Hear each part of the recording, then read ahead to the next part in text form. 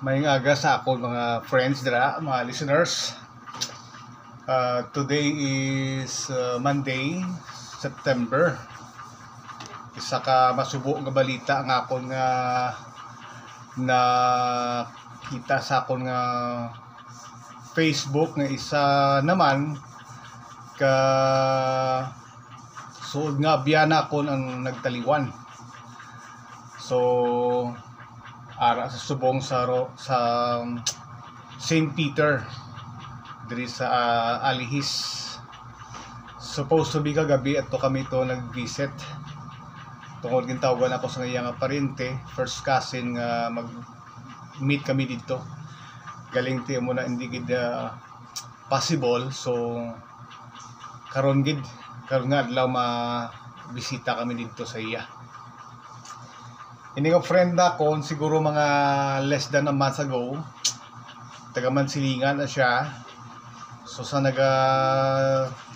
sakay ako sa akong motorcycle, kadasi sang laga na akon.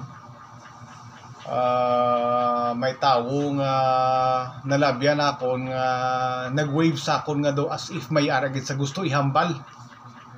So galing kadasi gid sa akon nga padalagan, naglapaw gid ang akon nga motorcycle. So siya tong akon nga abyan nga nag-wave gid sa akon nga do na guilty ako bala nga subong nagtaliwan sa kagapon nga daway ko bala siya na punduhan kag nastorya kon ano gid ang reason nga do gusto ya gid kustoryahon. Siguro mga 2 to 3 weeks ago before sa nagtaliwan. So kadamo sa mga palaisipan, may mga mystery gid ang atong kabuhi. Kay amo to ng kagapon lang or 2 days ago, amo na nasapwan na siya nga way na sa kabugtaw sa iya nga boarding house. So bata pa siguro, mga less than 10 years younger than myself.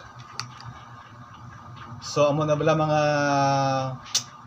kabiyana, no, every time may gakapatay, sakto gid ang saying, every time someone dies, it is a reminder to the living.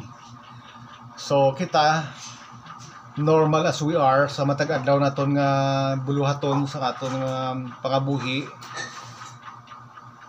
majority sa aton if not all ang way gid nagapaminsar sang kamatayon.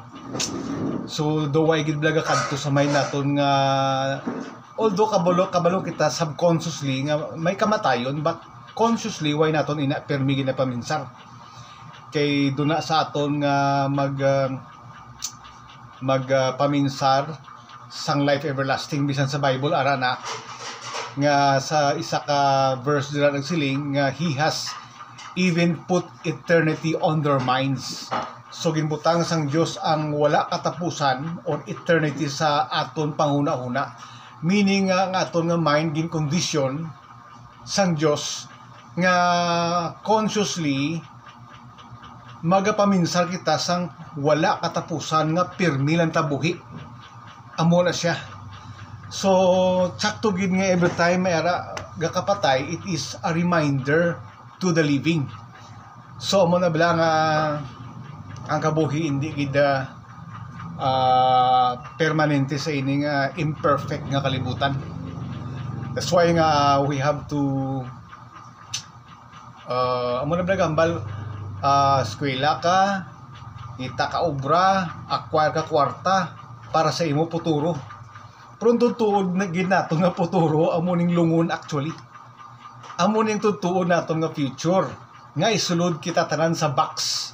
Amo nang balsang kanta bla nga next in line.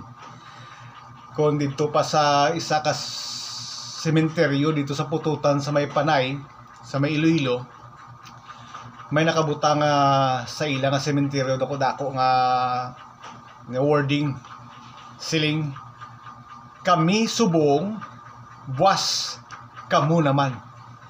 So amo na bala ang kamatayon is actually a fact of life. Kung sa Bible pag ani irony nakabutang better kuno ang adlaw sang kamatayon sang sa adlaw sang pagkabunag.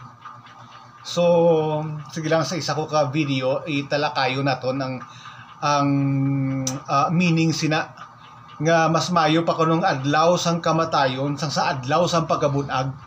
Isa ina kahulubaton sa Proverbs nga nakaugkit sa Bible.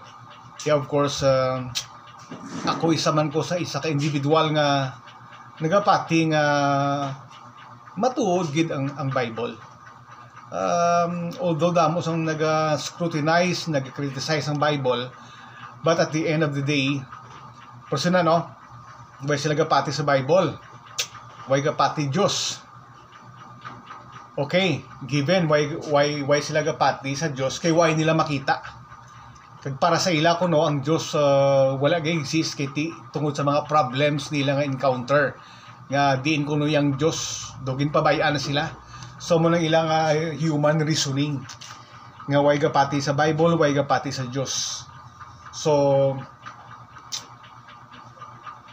assuming na why gapati sa Diyos ini mga atheist, pero kung ara sila sa katalagman, ara sila sa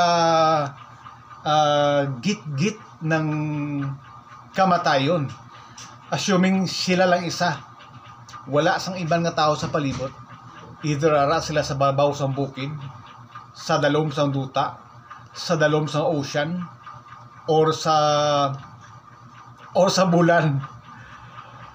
Hindi bala mga kaabyanan kung ikaw ara ka sa isa kadako nga katalagman nga kabuhi mo nang nakataya, anong imo ginasinggit?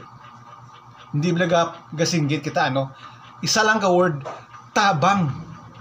Anong tabang? So nga nagsinggit sa tabang kay siya malang isa. Okay? Nga masinggit ka bulig or help or tabang nga ikaw malang isa. That is a strong indication nga may ara ka ginastorya, nga somebody nga hindi mo makita, nga at the end of the day, at the end of your life, siya malanggali ang makatabang sa imo. Kagamuna mga kabyanan ang ginatawag Diyos. So garedi ko kay mga alas 6 karon ma-visit ako sa akon nga abyan, ugyon sang kalisod sang pamilya dito karon sa St. Peter.